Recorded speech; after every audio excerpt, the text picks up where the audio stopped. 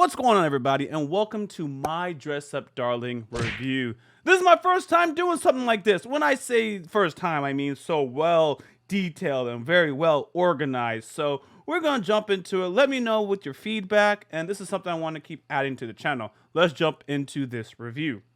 My Dress Up Darling is a slice of life rom-com anime that took over the internet as soon as it was released. Now, the hype around this show took everyone by storm, popping up in all of our YouTube recommendeds ever since episode 2.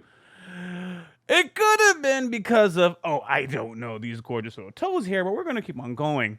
It's only got more popular from there. It's easily one of the most popular anime this year.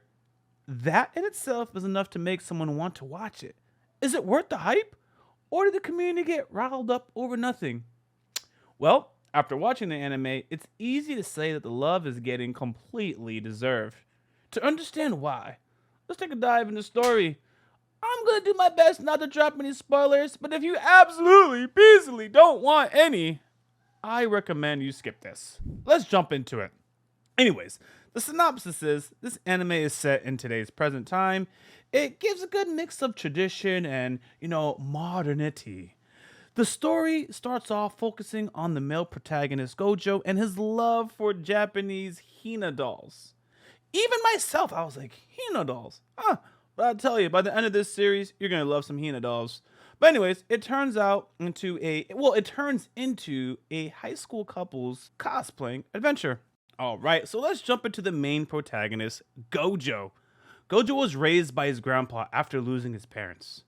Upon entering his grandpa's place, he was surrounded and amazed at the Hina dolls that his grandpa has been crafting his whole life.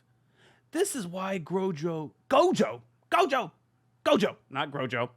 This is why Gojo grew up trying to learn how to make them himself and got obsessed, absolutely, positively obsessed with Hina dolls. Because he was a boy who liked dolls, his childhood friend called him weird and left him, and boy, that left this kid scarred.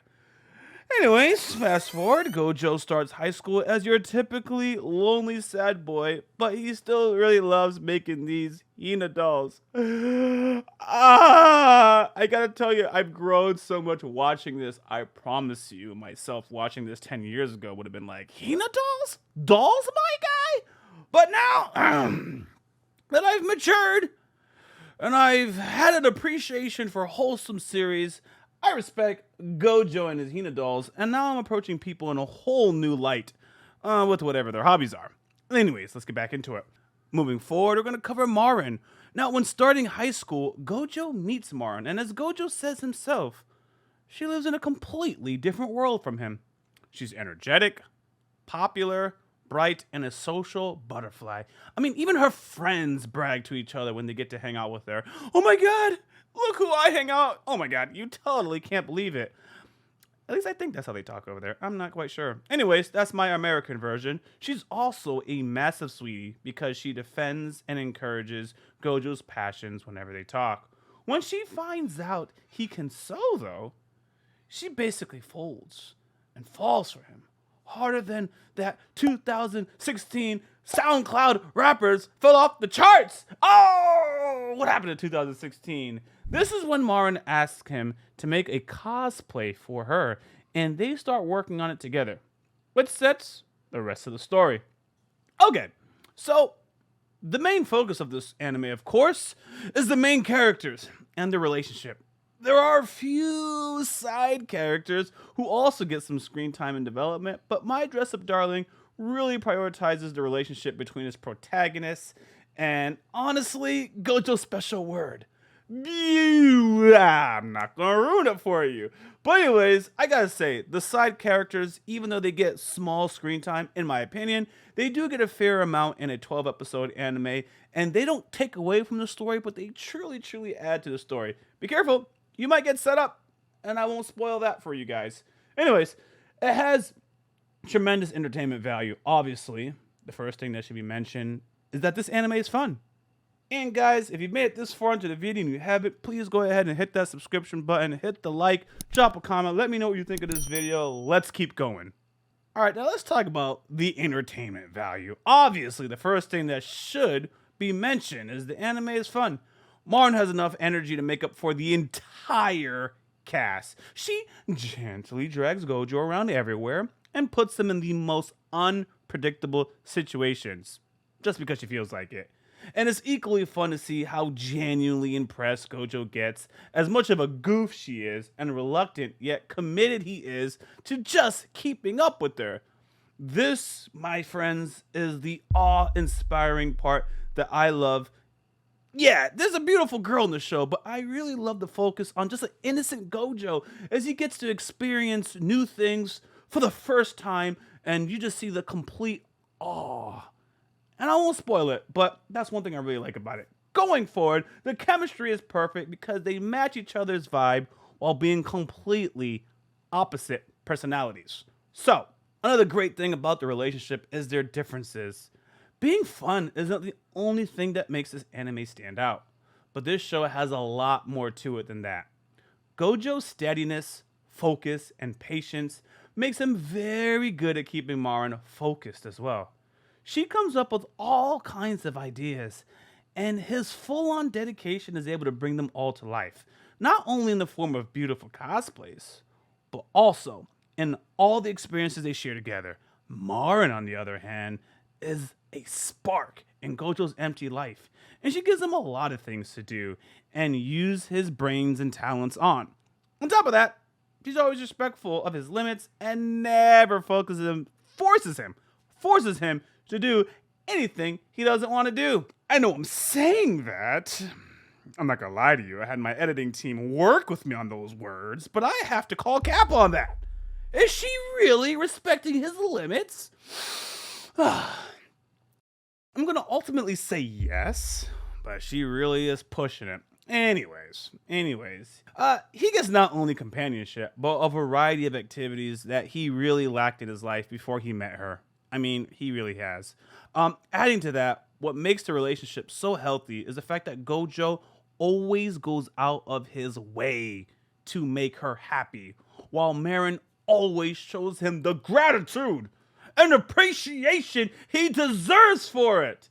Yes, folks, this is what's getting me hype. She treats this guy so freaking good. I mean, he goes all out of his way instead of her just walking away, and we have to say, oh my gosh, when is this girl gonna show some appreciation, guys? It's right off the jump. It makes you wanna be that dude.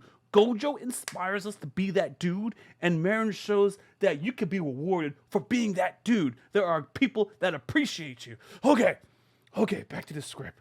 While most people can't handle Marin's friskiness, Gojo always follows along with it to the best of his ability, while most people use Gojo to get things done for them.